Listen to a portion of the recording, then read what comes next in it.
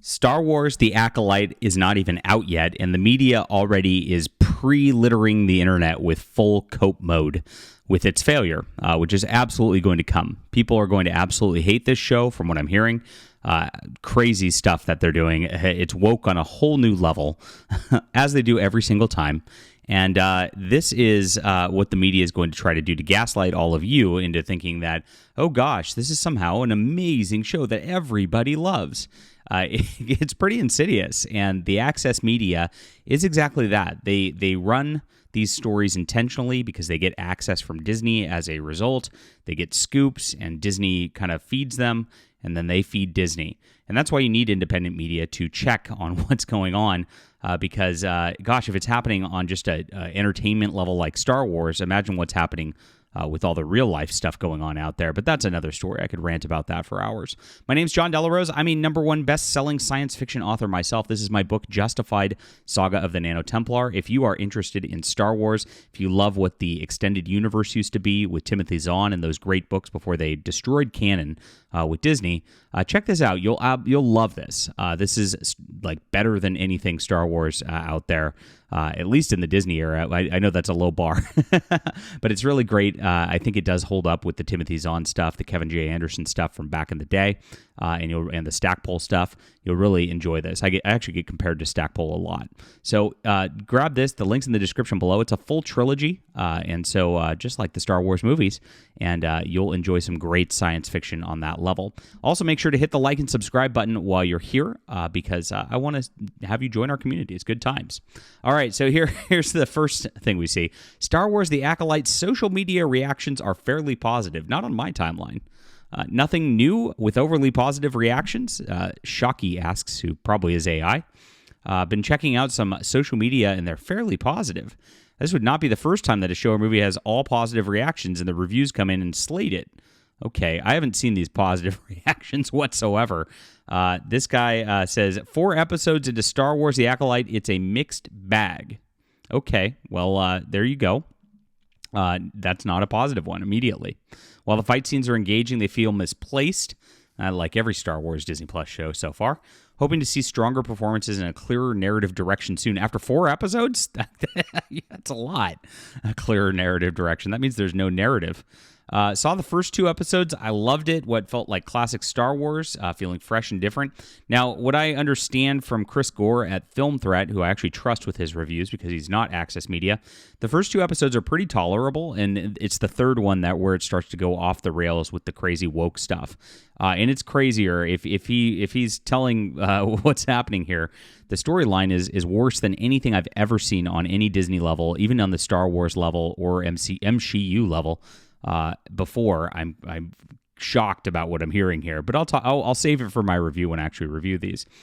Beholden to nothing except being Star Wars, The Acolyte soars. Okay, interesting, fun, character-driven mystery with real stakes you care about. Aw, how nice. First 2 episodes, loved them. A blend of murder mystery with Star Wars charm. Okay. And so here, Kill Bill vibes. Kill Bill and Star Wars. Okay. So you can see that they've got their bots out there in full effect saying how great it is. Oh, and here's Forbes. Early impressions of The Acolyte are relentlessly positive. Oh, yes. Relentlessly positive.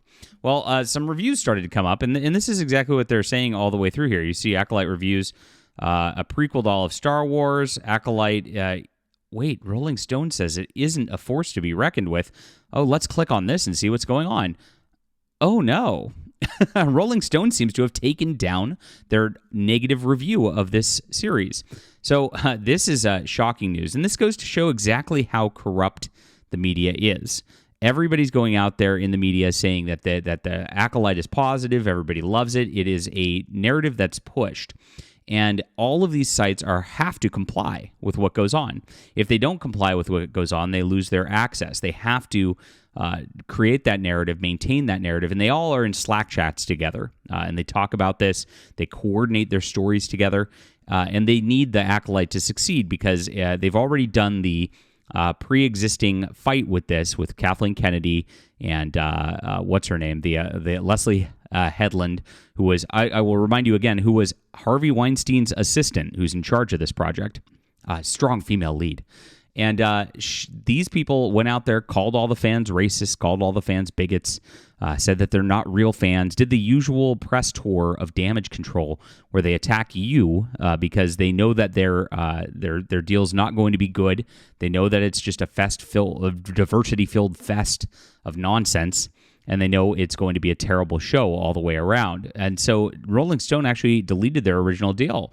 So Nerdrotic is actually calling them out on this because obviously they're forced to remove their negative review.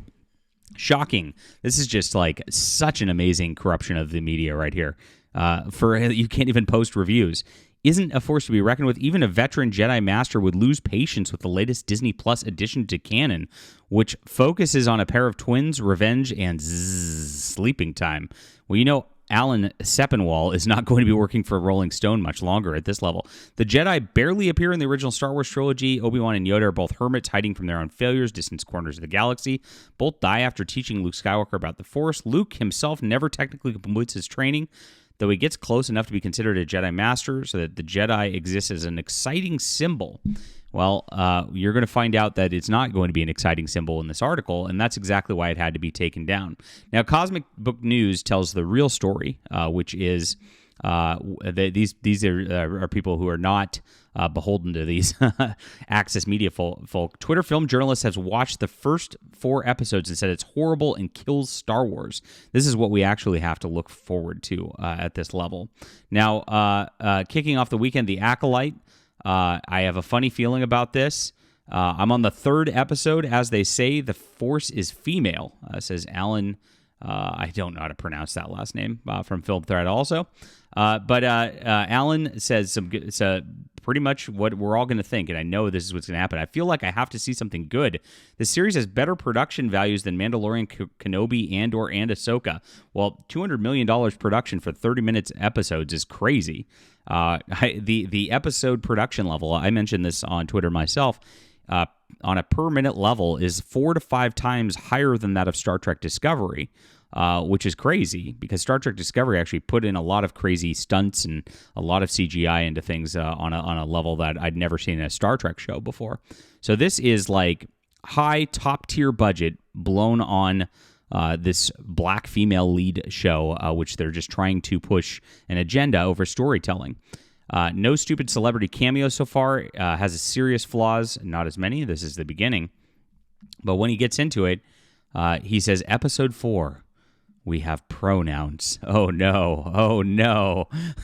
They're that far. 4 episodes done, I'm going to curl up in a ball and cry.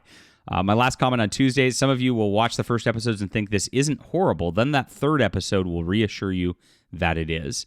And so that's what they're doing. And this is kind of a normal thing for shows, I've noticed. They lull you into a sense of complacency with the first 2 episodes. That's why they always premiere 2 episodes.